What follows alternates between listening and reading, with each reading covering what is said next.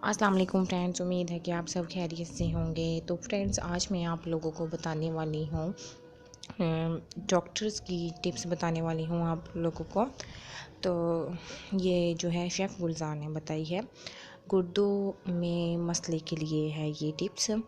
गुर्दे का कोई भी मसला है, पथरी वगैरह का मसला है या फिर गुर्दे में दर्द है, जो भी मसला है, ये टिप्स उनके लिए बहुत ज़्यादा ज़बरदस्त है।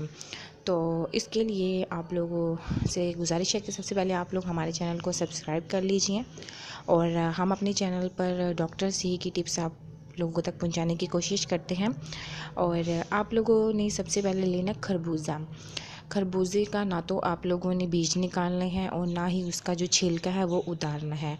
आपने वैसे ही उसको कंप्लीट ग्राइंड करना है, ठीक है ना। ग्राइंड करने के बाद आप लोगों ने उस जूस को दोपहर के टाइम लेना है, ना तो शाम में लेना है ना सुबह लेना है, सिर्फ दोपहर के टाइम आप लोगों ने एक गिलास लेना है। तो डेली बेसिस पे आप लोगों ने लेना है। इंशाल्लाह आपके गुर्दे में जो भी मसला होगा या आपको गुर्दे की कोई भी प्रॉब्लम है वो सॉल्व हो जाएगी इंशाल्लाह ताला। तो अगर आपको हमारी वीडियो पसंद आए तो हमारे चैनल को सब्सक्राइब करना ना भूलें। And thank you for watching my video.